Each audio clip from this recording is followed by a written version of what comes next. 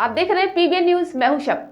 लखनऊ में नगर निगम के लाख दावे के बाद भी सफाई व्यवस्था बेपटरी ही चल रही है। स्थिति ये है कि नालों और नालियों की सफाई कराने के बाद मलबा नहीं हटाया जा रहा है और वही मलबा दोबारा नाली में गिर भी जा रहा है। जहां इंदिरा नगर सी ब्लॉक शेखर अस्पताल के बाद नालों की सफाई का काम कराया गया। आपको बताते चले कि इलाके में एक सप्ताह पहले नाली की सफाई की गई, लेकिन अभी तक उसका मलबा नहीं हटाया गया है। स्थिति ये है कि आधा से ज्यादा मलबा अब दोबारा उसी नाले में गिर गया है। वहीं पहले 24 घंटे बाद मलबा हटा लिया जाता था, लेकिन इस बार ऐसा नहीं किया गया है। आपको बता दें कि इसकी वजह से आसपास के लोगों के साथ कारोबारियों की भी परेशानियां बढ़ गई हैं, जहां गंदगी और मच्छर बढ़ते जा रहे हैं। जहां नगर निगम में शिकायत के बाद भी समस्या का समाधान नहीं किया गया है। आपको बताते चले कि अमीनाबाद के कच्चा हाता इलाके में नालियों में बदबजा रहा है पानी, जहां साफ सफाई की कोई भी व्यवस्था नहीं हो रही है।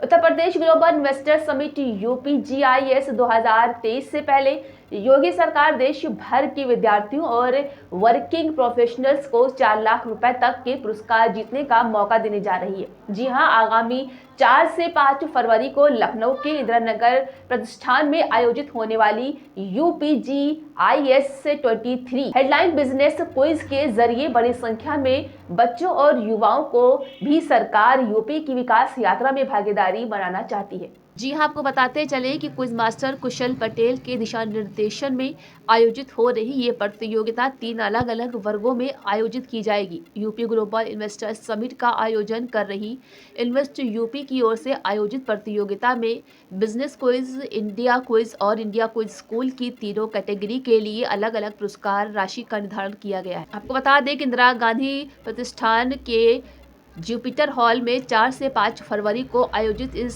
2 दिवसीय प्रतियोगिता के पहले दिन बिजनेस क्विज का आयोजन होगा। इसमें विश्व के बड़े business brands, finance, technology, humans resource system and process businessman, business personality सहित बिजनेस वर्ल्ड से जुड़ी जानकारियों पर आधारित प्रश्न होंगे।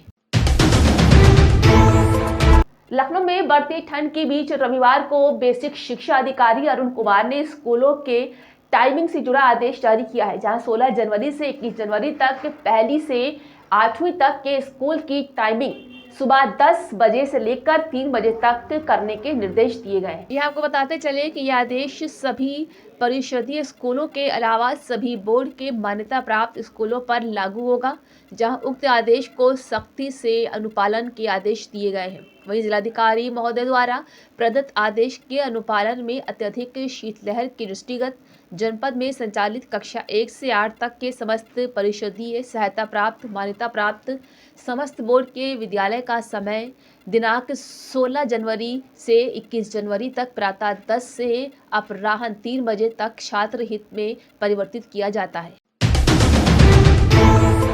काशी के खूबसूरत घाटों से पानी का दबाव कम करने के नाम पर गंगा पार रेती पर खोदी गई नहर के मामले में नया मोड़ आ गया है, जहां केंद्रीय जल शक्ति मंत्रालय ने 5 जनवरी 2023 को नेशनल ग्रीन ट्रिब्यूनल के समक्ष जो दावा दाखिल किया है। केंद्रीय जल शक्ति मंत्रालय ने 5 जनवरी 2023 को नेशनल ग्रीन ट्रिब्यूनल के समक्ष जवाब दाखिल किया है। जी हाँ, आपको बता दें कि उसमें साफ कहा गया है कि नमामि गंगे और राज्य पर्यावरण प्रभाव मूल्यांकन प्राधिकरण से गंगा रेती पर नहर खुदाई की अनुमति नहीं ली गई थी।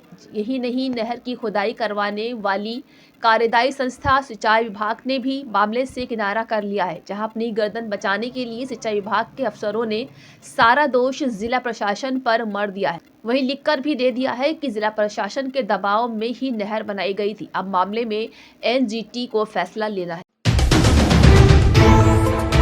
ग्रेटर नोएडा के सरस्वती कुंज में अवैध संबंध का विरोध करने पर महिला ने प्रेमी संग मिलकर पति की हत्या कर दी, जहां आरोपी महिला नीतू, राजमिस्त्री हरपाल और उसके साथी गौरव ने वारदात को अंजाम दिया। जी हां, आपको बता दें कि आरोपियों ने सतीश पाल का शव पड़ोस में निर्माणाधीन मकान के सेप्टिक टैंक में डालकर रोड़े और सीमेंट से चिनाई कर दी थी। ये घटना 2 जनवरी की है, जहां मृतक परिवारजन को 9 जनवरी को सूचना देने के बाद 3 आरोपी फरार हो गए थे। वहीं पुलिस ने शनिवार रात हरपाल को गिरफ्तार कर उसकी निशानदेही पर सेप्टिक टैंक की खुदाई कर शव निकाला और रविवार को नीतू को भी गिरफ्तार कर वारदात का खुलासा किया है।